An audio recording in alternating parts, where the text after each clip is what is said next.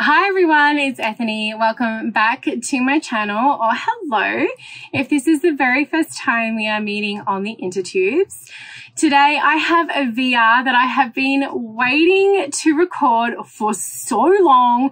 Things have been rather crazy, but I finally had the time. So I am doing a video response to Sylvia from Fairlight Tarot's channel when she did the top 10 underrated mass market decks. And I loved this tag, so I wanted to share with you the decks that I feel need to get a little bit more love in the mass market field.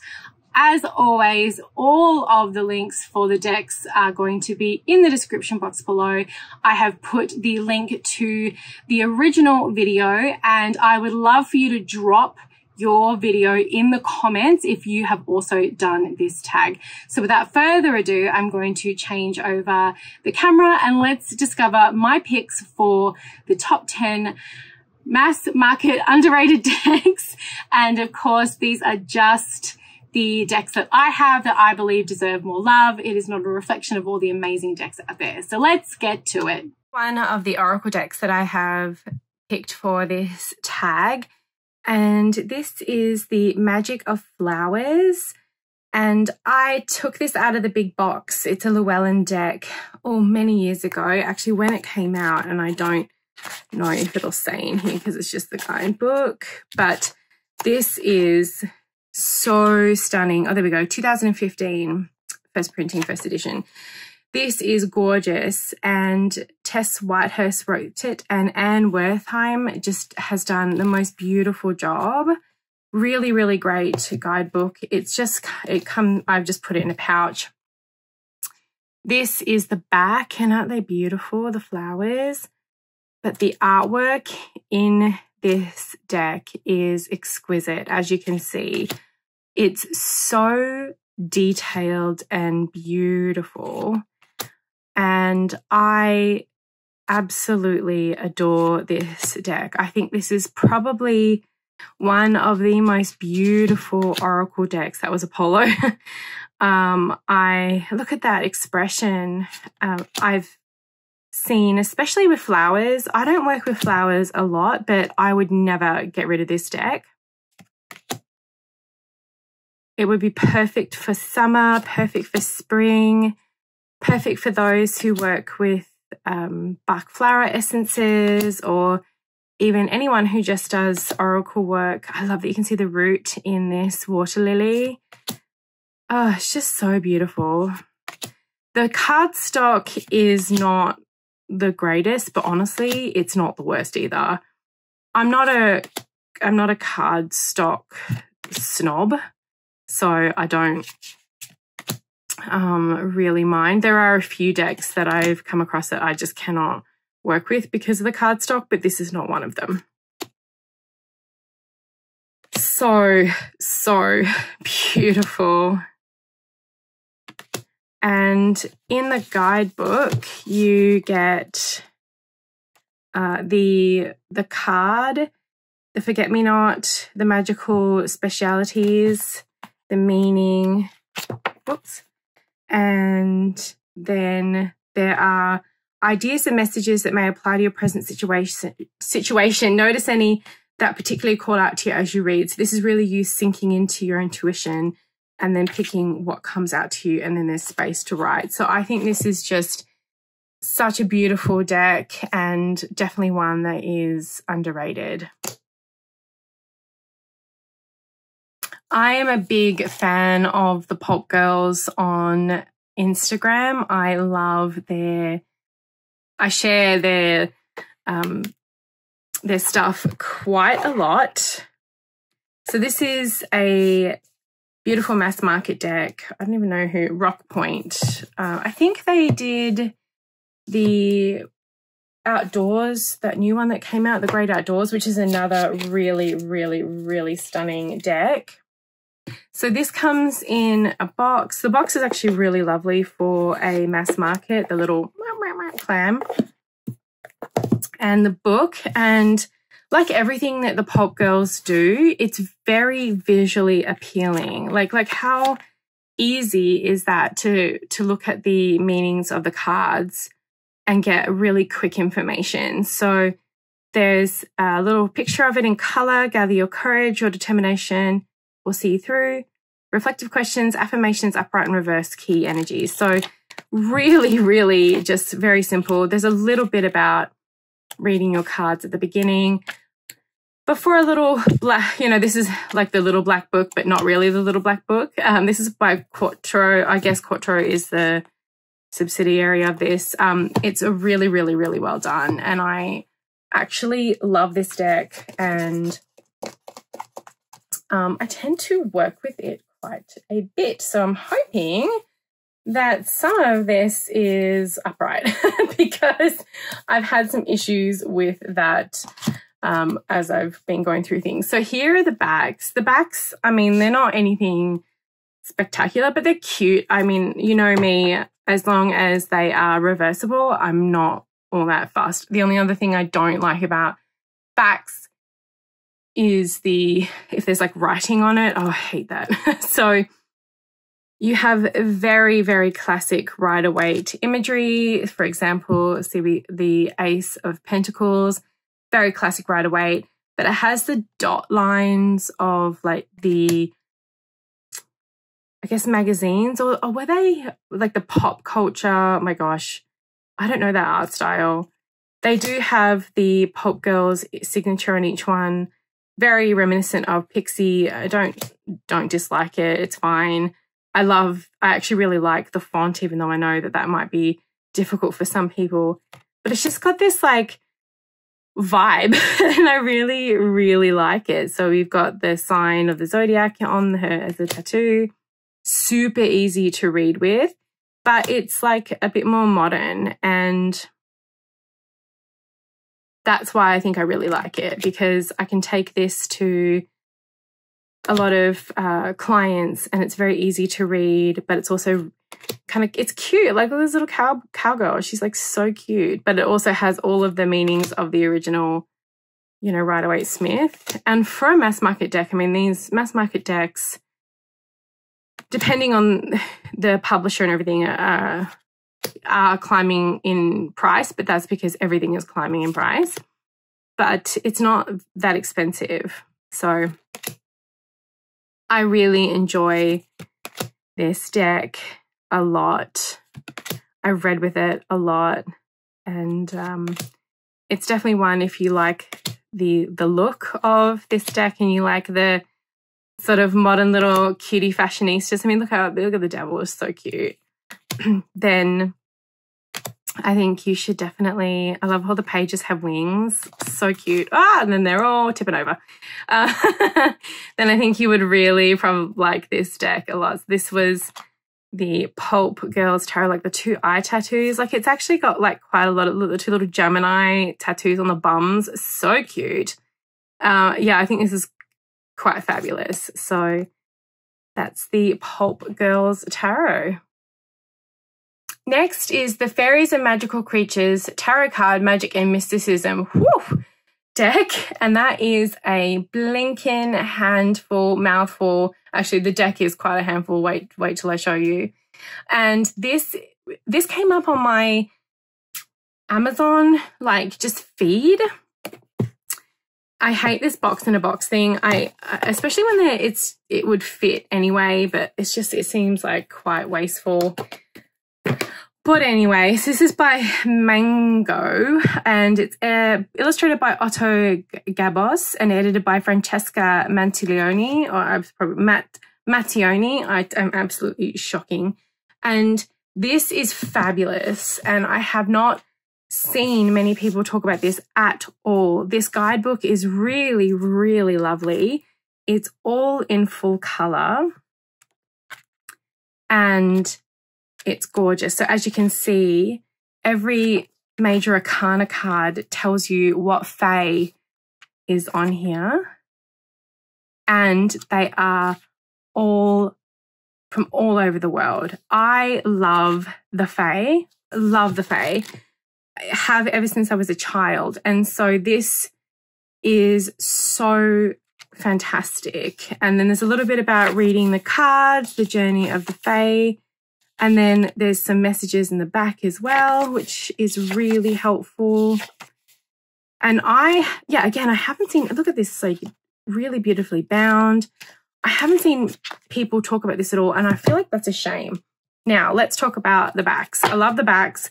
The deck is larger than, I think it's larger than a standard tarot. Let's just grab the Pulp Girls and see, because the Pulp Girls is definitely standard. I think it might just be a little bit bigger. It is, yeah. So I was like, doth my eyes deceive me?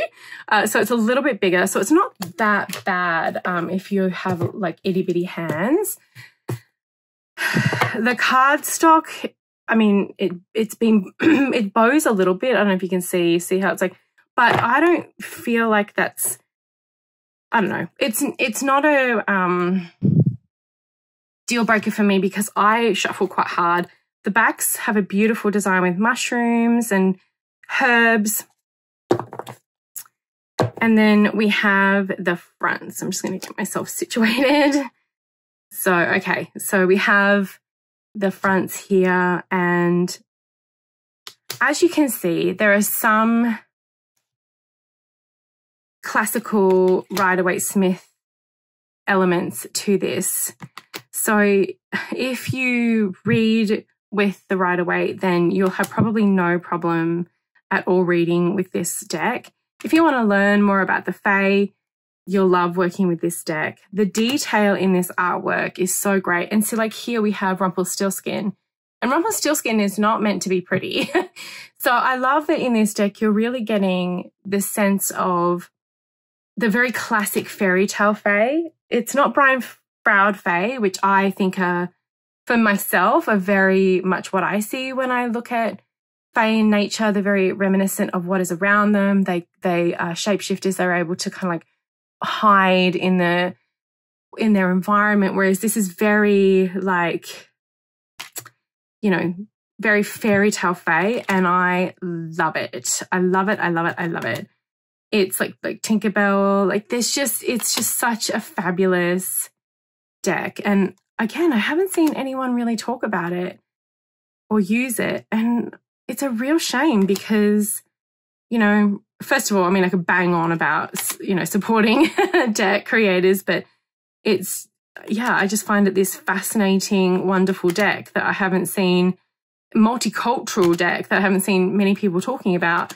And I know lots of people who work with the Fae. I would probably read this as the message of the cards, and then I would look up the fairy that they worked with, and I would talk about the fairies. So I know that for me, if I were to use this deck, I would use it more as a companion to a tarot reading. You know, I would have my tarot deck and then I would bring this out as the companion as I got to know it, because I know the card meanings. But like, for example, the Six of Cups, you know, this little baby panther is being given back to its mother. I don't know if that's a toy, it could be, but I would want to look at what that myth is, you know, and talk about that.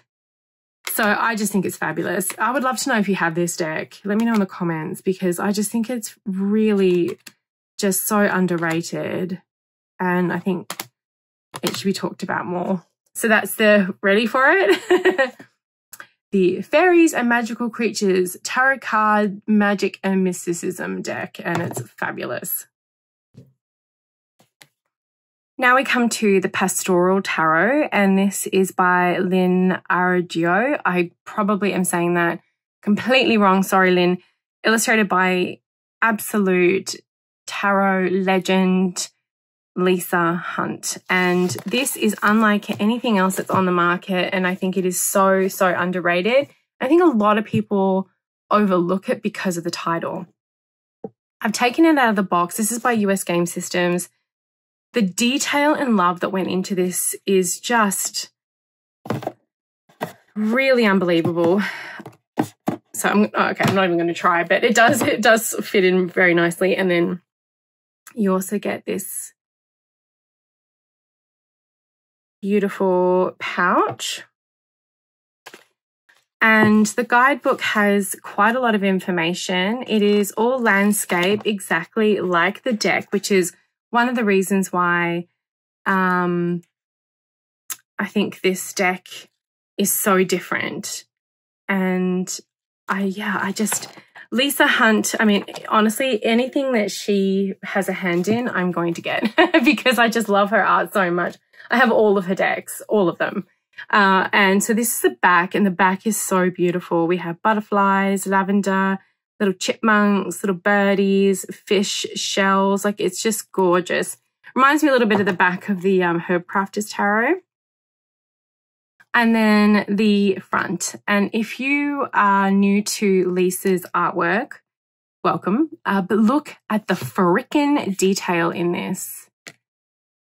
Like, oh my goodness. Her work is so stunning. And what this deck allows you to look at is the landscape. And yes, this is called the Pastoral Tarot, but there are a lot of beautiful landscapes here. I mean, of course, the Page of Cups is going to be found near a pond, right? So you're seeing a little bit more of what's going on. And they've got the classics, like we've got the little snail and the hood of, or the falcon and the garden, but it's also different. And I think more people, I mean, look at the frickin' detail in this. It must have taken her so long. We have ducks, which we know actually mate for life. So a beautiful symbology or symbol in here. We have this very notebook-esque looking scene here, and it's the puppy, which is a symbol of loyalty. We have birch trees, lilies.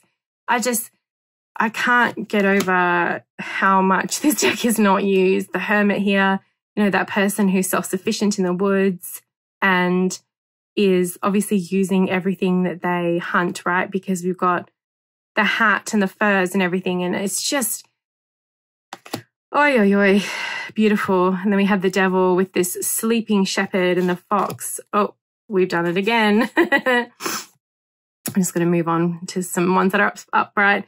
It is just beautiful. I could step into these cards and spend so much time in them. I grew up near waterways. I grew up near a river, a big river in Western Australia. So I played outside a lot. You know, I was climbing trees and rescuing turtles from the road, and, you know, and then obviously I was also near the beach being Australian. But look at this Seven of Cups. Look at the clouds. And who as a kid didn't cloud peer, you know? Castles and dragons and seahorse and fish and turtles. It's just gorgeous. And then we still have, you know, some of these symbols that are in the cups as well. And I just think that not enough people have this deck and not enough people work with this deck. I think it's so underrated. And and as you can see, it's shuffled, so I've been working with it. I love it. And there are meanings to all of the symbols here in the book. Just beautiful. I love that these are pumpkins, you know, harvesting. This is the title piece, this beautiful lavender. Look at this Nine of Swords with those branches coming in through the shadows. It's just gorgeous. You know, and there's like little details here, like, I don't know what that is. Let's have a look. It's a bug of some sort. So I'd look it up, and I'm sure it has. Actually, let's do that as an example. So let's have a look at the Nine of Wands. If you just give me 2 seconds. And it does have there are spreads in here as well. Okay. So there's birch. Oh, maybe there isn't a little notified what the buggy is. I would love to know what that buggy is, guys. Now it's going to bug me. But we do talk about the birch. It's just a fabulous deck. I think more people should work with it. I would love to hear if you have it. Look at this, On His Vineyard, of course. Fantastic. So this is the Pastoral Tarot, but it's published by US Game Systems by Lynn Arajo. I'm sorry if I said your name wrong again, and illustrated by Lisa Hunt. Next is the Oracle of Pluto, and I haven't seen, I don't think, anyone talking about this, or very, very few people. And this is by Aubrey Houdshell and illustrated by Rose Ides, and I'm probably saying that wrong as well. This is by Running Press. I do not like this box. I like the magnet, but I hate boxes, oh my gosh, that have this. I find it so obstructive. So, I mean, it's already beginning to break. So anyway, it's a crappy box, but I would take it out anyway. We have the guidebook and the cards, and I want to show you the cards first before I show you the guidebook. I love the back. So this is meant to be a deck for exploring, it says here on the front, 55 cards, exploration of the undiscovered self. So this is really about the shadow. And what I love about this is it's all shadow puppets, things that we have all done, I'm sure, as kids. And it is so clever because I don't think I've ever seen any deck that has worked like this. And what those shadows, you know, they appear bigger. The hands are doing one thing, but then the shadow is doing another. And what an incredible symbolic representation of our shadow side. And there are some cards in here that I have not ever seen in a deck. So while some of them, it can seem a little simplistic, there's a lot of deepness in the intention of the deck. And I think this would be such a perfect deck to work with the shadow. I love the color palette. These purples and blues and magentas and turquoise. Look at this little friend, little rabbit.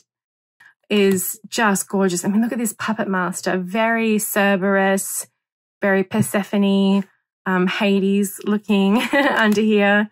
I just think it's just gorgeous. And then a lot of the time there'll be other symbols like the shells for the crab. The house cat's got that big fence. The white tail has got a white tail on here, but then you've also seen some of them that have some flowers, the goat, a griffin. It's just so cool. And this perspective, right? So the giraffe has a long neck so it can see up higher, and we have this higher perspective in the background. It's really cool. I think, you know, the mushrooms is a skunk, you know, so people are afraid of getting mushroomed. I'm not mushroomed, getting skunked. I know I am. We have quite a few of them here, around here. So it is gorgeous. So now that I've shown you a few of the cards, then we have the guidebook. And in the guidebook, I mean, I think this will probably turn some people off, this dark mode writing, but if you can get past it, I recommend it. It's jellyfish, meaning releasing expectation, ease, flow, and instinct. And then it has a bit about why the jellyfish was actually chosen, and then the reflection. Okay, and then on this one it says, meditate on the famous quote from Bruce Lee, be like water making its way through cracks. Don't be assertive, but adjust to the object, and you shall fly away, around, or through it. If nothing within you stays rigid, outward things will disclose themselves. Empty your mind, be formless, shapeless like water. If you put water in a cup, it becomes a cup. If you put water in a bottle, it becomes a bottle. You put it in a teapot, it becomes a teapot. Now, water can flow or it can crash. Be water, my friend. So it's really cool that I actually really, really like this deck. It came out 2023, so it's quite new. And I think this would be a wonderful deck for shadow work, and I definitely think it is underrated right now. The next deck is a very special deck of mine. It is an oldie but a goodie, and it is the Spiral Tarot by Kay Stevenson. And this is another US Games deck. And as you can see, I have marked up this book. I actually took photocopies of a lot of these pages so I could hide them in a folder at work, which is why it's not all highlighted, but I actually have in an old tarot folder of mine all the highlighted passages. So this is from 1998. So this is how long, well, actually I had the tarot longer than 1998. But this book, if you're going to get this deck, I recommend getting the book. The book is fantastic.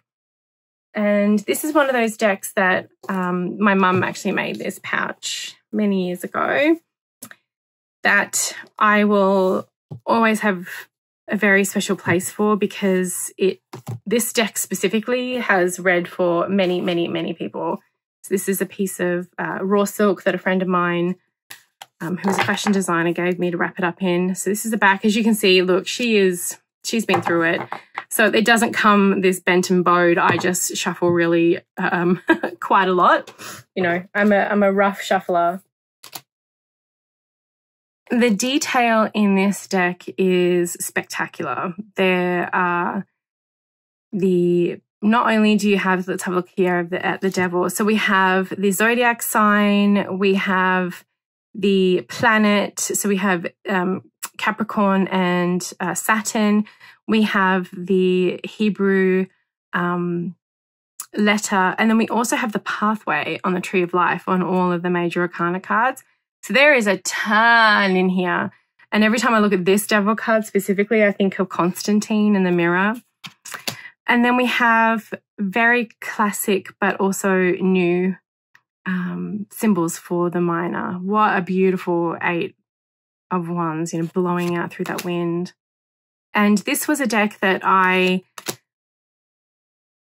got when I did my tarot training, one of my first tarot trainings officially, like a paid teacher. And one of our first classes, before I get on, like, so we have the symbol of water, we have Scorpio, and we have, I love this anglerfish, right? These deep sea fishes. So I'm going to, before I keep going, my teacher brought in, hi Gail, brought in all these decks for us to look through and see how, you know, different decks might evoke different meanings to us. And like, look here, so this is the 6 of Pentacles, and this person has got no shoes on. And I probably would not have thought that this deck would be one that I would really be interested in. And it just spoke to my intuition so much and so quickly that it became an absolute must-have. And that was something that I really liked about this deck, because it wasn't a classic right away. It really spoke to me. The detail in this artwork is stunning, and Kay has done a brilliant job writing the book, and I absolutely love it. love it. You know, here it's like, this could be a painting of them, you know, looking at a painting, or it could be them about to enter into the unknown. So it's got that sepia tone. There's just so much in this deck that is simply beautiful. And it is a classic. And I wanted to put, you know, some decks in this video that maybe not necessarily have been shared for a while. Look at the detail in that. Just gorgeous. So if you do, as I mentioned, if you do get the deck, I really recommend that you also get the guidebook, because the guidebook is quite spectacular. You know, so there's a lot of information in the guidebook, and then she goes through the numbers,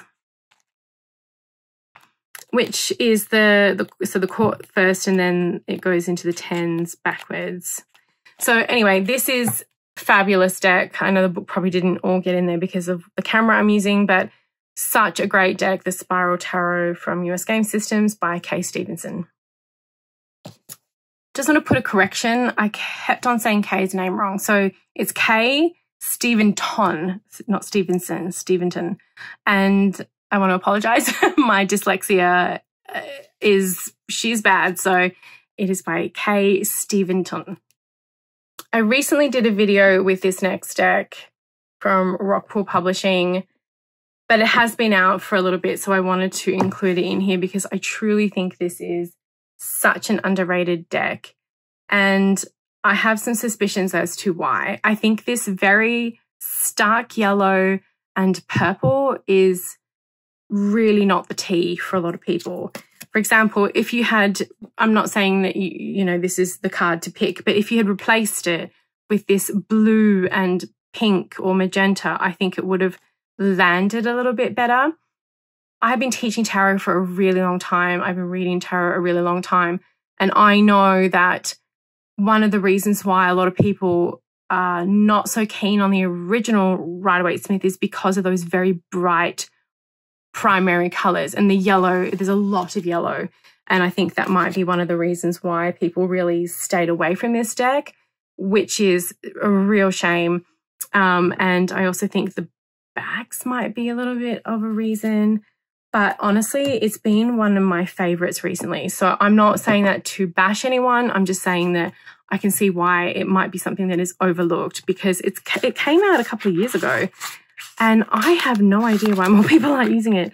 So 2022, I think it's this yellow. Because look at this guidebook. So great. And the guidebook has been written by the creator. Look at that star. It's all in color. It's really, really fabulous. And Rockpool do a pretty good job of their production. It has really cool, again, it's this yellow. I just think it is. And these backs, I think if you had kind of gone more with the purple and something else, or even this galaxy and just had the whole galaxy with some of these gold, I don't know. That's just my thought. If you've watched my recent video from Rockpool, you may have already seen some of these. So I adore this. So Lisa, as I mentioned in my other video recently, is from Australia, and she did the Journey to the Goddess Realm Oracle, which is from US Game Systems. But look at the detail in this art. It's so good. I love it. I love, like, look, there's a little mouse down the bottom here. Then there is a beautiful owl. Looks like a tawny frogmouth. If you don't know what a tawny frogmouth owl is, they're from Australia and they are adorable. It's just stunning. Right, so you've got these beautiful, beautiful, beautiful cards with so much detail. I love that there's a gentleman in the Three of Cups. And I just, again, I don't know why this very newt goddess from Egypt feeling here. I don't know why more people don't have it. I think it is amazing. This is one deck that I actually think that I would recommend to beginners if they like the art style. It is a very specific art style, like I get it, but I also love it. I'm actually going to get a backup copy for myself because I think I'm going to use this that much. And I do tend to use, like, buy backup copies for decks that I know I'm going to use. Look at that freaking lion. I mean, look at this Ace of fucking Cups. It is so beautiful. If they ever redo this, I think the other thing that could really help is these titles. Because on the major arcana cards, I mean, the image isn't any bigger, but the titles don't feel as intrusive. Honestly, I think that having the deck full, like borderless, even though, I mean, all the artwork goes outside the border. So even if they just had, like, just, I don't know, maybe they can't because of the dimensions that the art was done in. I just think that maybe that little change, even if they did this, you know, and they had, I don't know. I think this is more effective than this, if this makes sense.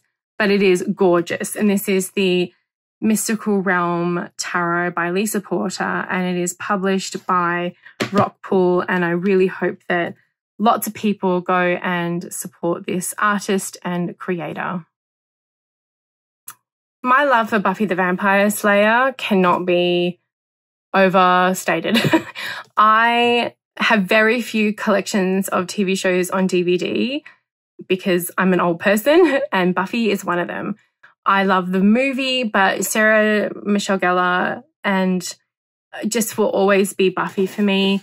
And this deck is the best themed deck on a pop culture icon movie TV series I have ever seen. And this is from Inside Editions, who do the rest of them.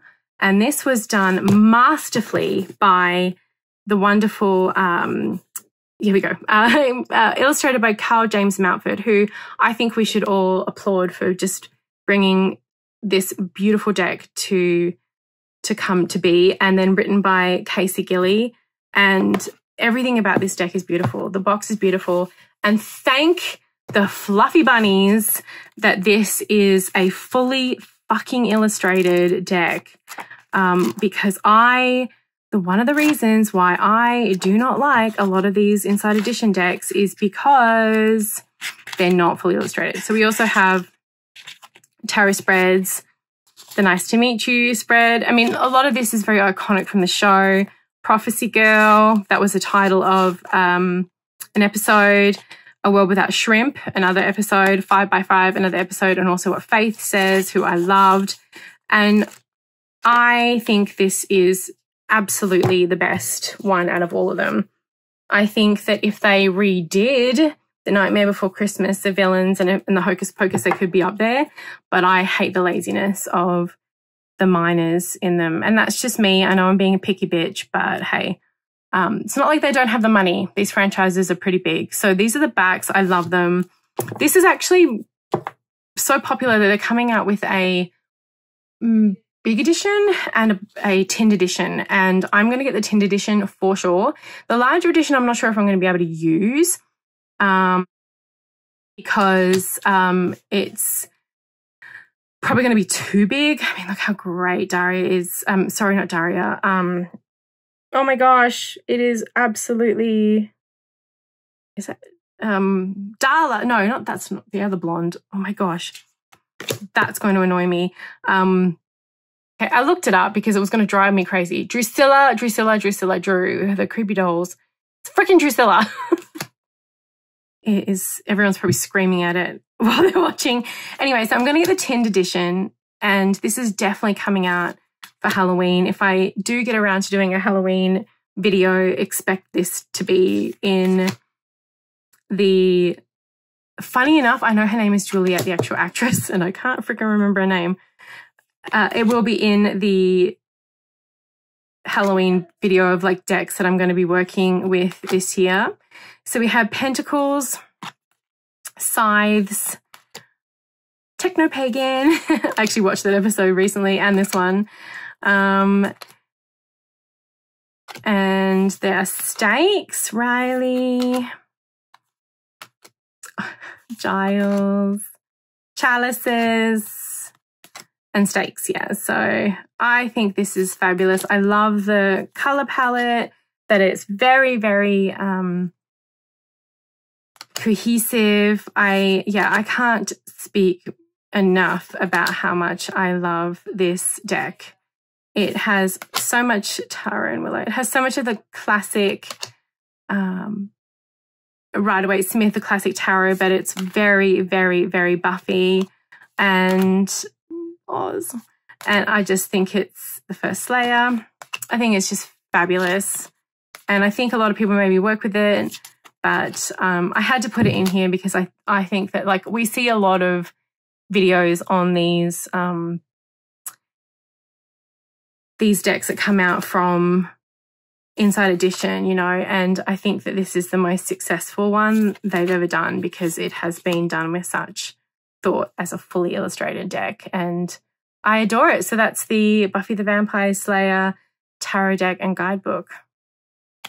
The next is the Gaian Tarot. Now, I am extremely fortunate that I also have the Llewellyn version of this deck, because the Llewellyn version is 1,000 times better for cardstock and size. Well, maybe not size, but I'll get to this. I don't hate the box, but I'm not an overall fan of this. But when I use my decks, I've showed before, like I have these trays that I put them in, and they're all in little units on my desk. So I don't care really. And then I put the guidebooks next to it. The guidebook is phenomenal. Joanna Powell Colbert is so talented. It is outright disgusting and actually is the sweetest person too. I've had the pleasure of meeting this incredible person. And if you're looking for a study on how the tarot can help you heal the earth and heal yourself, this is the deck to go to. The artwork is supremely beautiful. The book, just reading the book itself is just such a delight. There are fantastic spreads in here. You know, look at that. There's actual suggestions of books to read and notes. Like, not every deck creator is going to do that. Fantastic book. Now, I know why a lot of people don't want to work with this deck. It is huge, and I think this is the biggest reason why it is so underrated. I love her Herb Crafters Tarot, which was done with US Games. So we have on each side here, what's that? Like, that's over like 6 millimeters on both sides of just wasted space. That's a lot of space to take up nothing, you know. I like that these are bigger cards because I think her artwork should be on a bigger card. I loathe the borders. So you're going to see this again in the next deck that I picked, the last one for this tag. And I don't know who was in charge at Schiffer/Red Feather at the time, but I think this is the reason why a lot of people don't work with it, because this is a modern deck, yes, just like the Herb Crafters is, but it has so much to offer, and it is something that you can really see yourself in the cards. And it's, look, you can see it's multicultural, it has different ages, it shows different areas. Now, Joanna is also is in the Pacific Northwest like I am. So I, you know, I see a lot of these things like the waterfalls. I mean, just look at this, the Child of Air. This is such a beautiful, it's just, her work is so beautiful.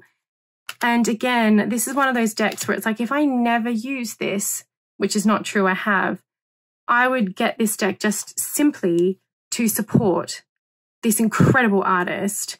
My son actually at school, they just had a science project where they looked after salmon and then took them down and actually released them so they could go up the stream, which was really cool. And Dominic named his Fishy. So funny, kids. But this is gorgeous. Now, I have made my mind up. I am trimming the edges off. The issue that I might run into is that they're not all, see how that border is, oh gosh, fix your shit. Anthony, see how that border on one side is not the same as the other? This could be fixed in other editions, because I got this deck when it first came out with Schiffer, so they might have fixed it in other runs. But look at this world. I think this is so underrated. I think it's absolutely stunning. The detail is exquisite. The book is amazing. I mean, oh my God, I love otters. So I would actually trim this front up and I would trim around and get rid of the blue, right? Because some of the artwork is outside on the white. And this would be one of those decks that I would pick up and I would, you know, read for myself to learn more about myself. You know, something that is not the Rider-Waite-Smith that I can sit and actually journey with and spend time, you know, really thinking about, oh, just beautiful, what this means to me and what it means to my practice. And because I am a witch and because I am someone who works with nature a lot and I have been on that path for a very, very long time, most of my life, this is a really wonderful deck to work with in that aspect, you know. So I don't think I can talk more about how beautiful this is. I'm nearly all the way through the deck. But if you like what you see here and you think, oh my gosh, I hate the borders, yo, not alone. I've just decided keeping the gilding is not worth it. Get it and trim it because I don't think you'd regret it even if you just got it for the book and artwork itself. But it is a beautiful deck if you are aligned to earth spirituality and healing. So that's the Gaian Tarot by Joanna Powell Colbert, and it is beautiful. The final deck is another Schiffer red feather deck, and it's the Everyday Enchantment Tarot. And I actually already have 2 copies of this tarot deck because I love it so much. I also have the Waking the Wild Spirit Tarot. I don't know if that's going to come out again now with her passing. I have an original copy, so I'm very fortunate for that. But we have the same box, beautiful box. I love the guidebook, how it is landscape. It's very different. And look at just how much information Poppy gave us on each card. It is phenomenal. So we have the image, the story, and the meaning. And if you have a look here with the Judgment card, and this is the Renaissance, and this is the Rider-Waite card shares only one aspect of this being, the angelic being. Here a young woman stands in a bar. She has auburn hair, the red symbolizing her inner fire, and her expression mingles regret with resolve. On her exposed shoulder there is a tattoo of an ammonite evolving into an adder, representing rebirth from a fossilized way of being. She looks back over her shoulder towards a blonde girl drinking from a bottle and a man raising his glass. Continuing the fantasy/reality theme found in The Fool and the Star, the winged man in a white suit, the red-headed guardian angel, appears in the doorway with a hair representing renewal. I mean, it keeps going. And the book alone is just so gorgeous and so well done. You know, you got In a Glance. I would buy this just for the exquisite book. Now, we have the age-old problem of the borders, and I've said this before. The only reason I have not cut them off is because I don't want to cut this beautiful back design Fae, because I've seen other videos where people have, and it cuts through the eyes. And I have been tempted, guys. I really, really, really have, because these are also massive cards. I like the cardstock. It's that velvety not petal stock. It's like the matte finish. But the artwork is gorgeous. And I actually saw someone talking about this recently, about how it might be a little bit too modern. But if you pair this, I think this is how I would get around it. If you pair this with a little bit more of a mystical deck, even one of the other decks that I've shared today, I think you would get a really wonderful pairing, because you could also do something where you have this deck. I just came up with a reading, guys. So if you're still watching, then congratulations. So you could shuffle this deck and say you selected the 9 of coins or the 9 of pentacles, and then shuffle another deck. And so let's quickly do it, because now it's in my brain and it's going to itch me unless I get to it. So I'm going to choose the Pulp Girls Tarot. for this, just because A, it's on my desk, and B, it is more Rider-Waite-Smith. So say you, I'm just going to quickly shuffle. So say you pick the Queen of Cups. Okay, so this could be the everyday. This could be the intuitive message or the intuition, what it's trying to tell you. And then I would also, I'm just going to grab another deck. I would pick a third card as the way to bridge the gap between the mystical and the mundane. So what this mundane Nine of Coins about, having the very best in life and not wanting for anything, enjoying things. But this here, then we have this Queen of Cups who is reserved and quiet. How can we bridge this gap? I mean, they're both very feminine, and I'm just, again, going to just pull from my cosmic wisdom, the Ten of Cups, and that would be your third position. And the Ten of Cups is saying, while the Nine of Coins is celebrating alone, the Ten of Cups is all about family and maybe just opening up a little bit more of your emotions. And see how both of those figures are holding a cup, looking in the same direction and have their eyes down. And I just picked that. So if we're looking down, maybe it's asking us, bridging the gap, to look up. These figures are looking up at their house, their home, the rainbow. So I think that would be a really cool way of using a deck that is a little bit more modern. So I'll pop in the description the card layout for that, like 3 cards.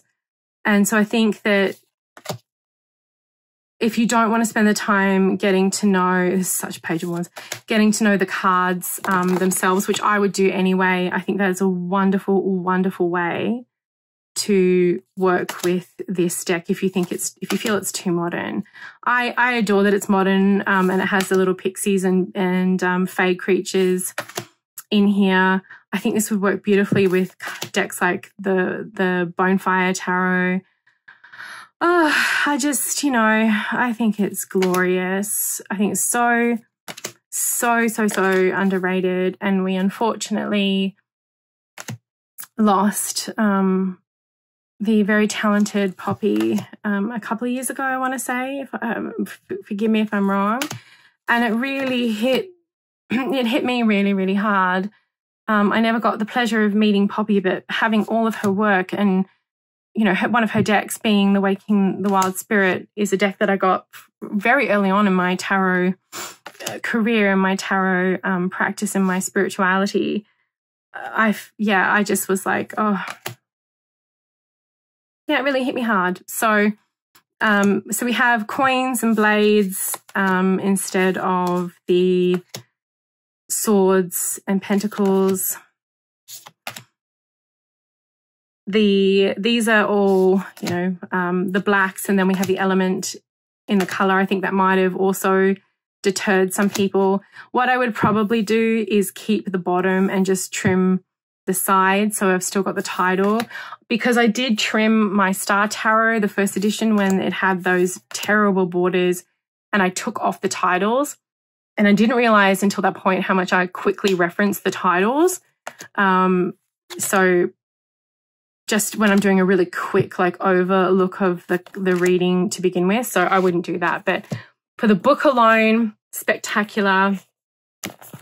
I don't know. I should probably do some research on who is her estate. I don't know. So if you do know, let me know in the comments. But this is a beautiful, beautiful deck. And Poppy, may you rest in power, my absolute love. And know that there's many of us here who love, love, love your work still to this day. Which one was your favorite? Do you agree with my list? Were there any new ones that you found during this video? Please let me know in the comments below. Any comment and liking this video helps my channel out so much. Thank you, thank you, thank you for watching, and I'll see you next time.